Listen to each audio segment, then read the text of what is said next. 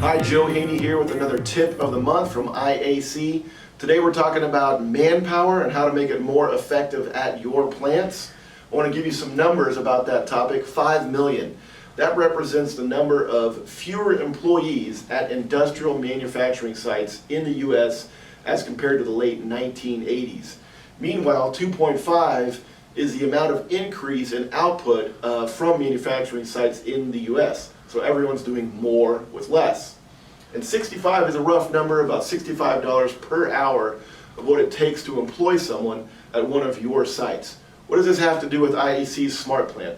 Well, IAC Smart Plant is a new piece of technology that replaces traditional controller boards for dust collectors with a board that is connected to a cellular signal, and it's going to send notifications to you, custom set up for exactly how you want, to tell you what's going right or wrong with your baghouse. High differential pressure, vibration, limit switches, temperature, whatever it might be.